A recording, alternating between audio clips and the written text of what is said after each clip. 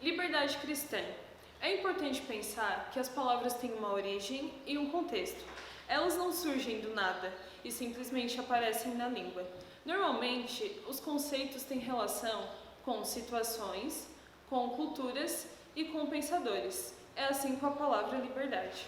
Como as palavras têm sua origem e cada palavra tem seu contexto, seu surgimento e sua situação, é preciso nos perguntarmos no cristianismo como surge a palavra liberdade.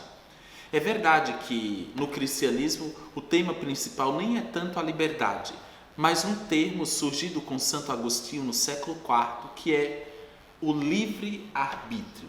O livre-arbítrio é, por um lado, um dom de Deus, porque Deus dispôs, na sua bondade, de dotar o homem de capacidade para discernir entre o bem e o mal, entre as coisas que podem e não podem. E, por outro lado, o livre-arbítrio é uma forma de tomar posição diante da vida, ou seja, de se responsabilizar.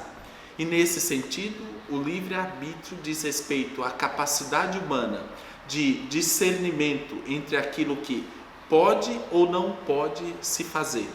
E, ao mesmo tempo, esse pode ou não pode está intimamente relacionado com o posicionamento que a pessoa toma diante da vida. É por isso que, quando você escolhe as coisas boas, você faz a vontade de Deus e, portanto, está de acordo com o plano divino. Mas o contrário também é verdadeiro. Quando você escolhe as ações más, quando você se comporta de modo inadequado à natureza humana que é boa, você está do lado do pecado.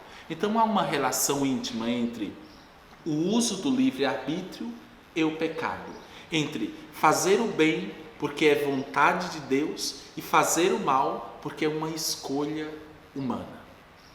Tendo em vista esses dois conceitos fundamentais de livre-arbítrio, por um lado, dom de Deus, por outro, capacidade humana de se posicionar diante da vida, é possível então saber que todas as nossas ações são ações que passam pelo crivo do livre-arbítrio, das mais simples às mais complexas. Por exemplo, uma pessoa que possui diabetes e decide, em livre consciência, comer doces e mais tarde ela precisa amputar um membro do seu corpo, ela não pode, de forma alguma, culpar os médicos ou as circunstâncias externas por uma decisão que ela própria teve, tendo consciência dos bens e dos males que ela poderia sofrer. Quando você escolhe para o mal, tem como consequência ações más.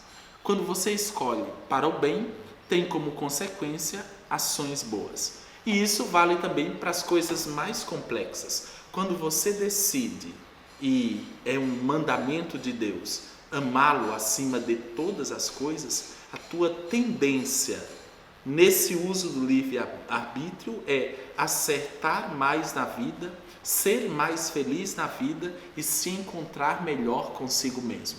Por quê? Porque a tua escolha, o uso do teu livre-arbítrio foi direcionado para o acerto. E é nesse sentido que, na medida em que você usa bem o livre-arbítrio, você vive melhor. E o contrário é também verdadeiro. Na medida em que você escolhe mal, usa mal o seu livre-arbítrio, você se afoga naquilo que nós poderíamos chamar de um mar de pecado, de erro, de limitações. Porque as escolhas determinam, no fundo, quem nós somos. E é por isso que o Catecismo da Igreja Católica, ao falar da liberdade, diz que liberdade é o poder humano de seguir um caminho ou outro, decidir-se por isso ou aquilo, fazer o bem ou praticar o mal. E nesse sentido, a liberdade se torna um critério de ação moral, ou seja, o jovem que escolhe as coisas boas, os caminhos bons, tende a viver melhor e feliz. O jovem que escolhe os caminhos errados tende a ser mais infeliz e menos encontrado consigo mesmo, com os outros e com Deus.